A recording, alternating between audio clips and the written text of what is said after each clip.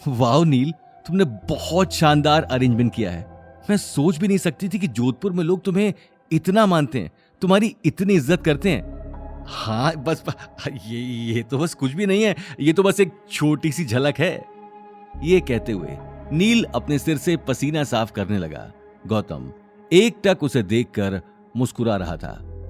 अब इसे क्या बताऊं कि इतनी सजावट और खातिरदारी की तो मैंने भी उम्मीद नहीं की थी। कहीं ये लोग मुझे कोई और तो नहीं समझ रहे। हे भगवान, बस कुछ घंटे और ये ड्रामा संभाल लेना, मेरी रिया के सामने इज्जत रह जाएगी। ये बात कहते हुए नील अगले ही पल हॉल के बीचों बीच रखी टेबल पर बैठ गया। रिया और शनाया भी मुस्कुराते हुए उसके पास बैठ गए, लेकिन गौतम अभी तक थोड़ी ही दूरी पर खड़ा होकर उन्हें देख रहा था। गौतम को खड़ा देखकर सिकंदर भी उसके पास आ गया। इतनी खातिरदारी देखकर नील कुछ समझ नहीं पा रहा था, लेकिन साथ ही वो रिया के सामने अपनी इज्जत भी बनाए रखना चाहता था।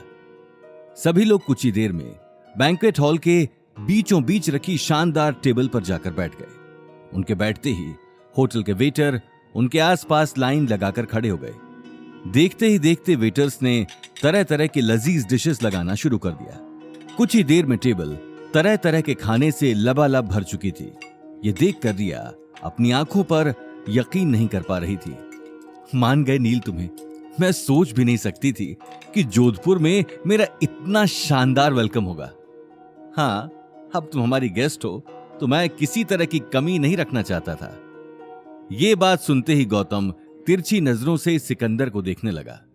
क्यों भाई मिस्टर घर जमाई, तुम हमेशा मंडी से सब्जी लेने जाते हो, आज तो हर सब्जी तुम्हें टेबल पर सजी सजाई मिली है। तुमने तो कभी अपनी जिंदगी में सोचा भी नहीं होगा, तुम्हारे लिए तो ये एक सपना ही होगा। अच्छा गौतम, अभी तक तुम घर का काम ही करते हो? मुझे लगा अब तो तुमने कोई ना कोई जॉब ढूंढ ली होगी। ये बात सुनते ही नील और शनाया एक दूसरे को देखकर जोर जोर से हंसने लगे। अरे इस फालतू आदमी को कौन जॉब पर रखेगा, इसकी शक्ल देखो, लूजर कहीं का। ठीक कहा भाई, इसने इतना घर का काम कर लिया है कि अब इसकी हड्डियों में शायद काम चोरी भर चुकी है। जब घर पर बैठे बैठे अवनी से खिला रही है तो इसे काम करने की क्या जरूरत है। गौतम की आंखें गुस्से में लाल हो चुकी थीं, लेकिन रिया के सामने वो कोई तमाशा नहीं चाहता था, इसलिए वो बिना कुछ कहे शांत ही बैठा रहा। वहीं देखते ही देखते नील ने अपनी झूठी शान दिखाने के लिए वेटर से महंगी महंगी वाइन मंगवाना शुरू कर दिया। टेबल पर अब एक से बढ़कर एक महंगी वाइन का ढेर लग चुका था। नील ने आओ देखा न ताओ और वाइन पीना शुरू कर दिया। शनाया और रिया ने भी वाइन के घूंट भरने शुरू कर दिए थे। वहीं गौतम का गिलास अब तक खाली था और नील उसे नीचा दिखाने का कोई मौका नहीं छोड़ना चाहता था।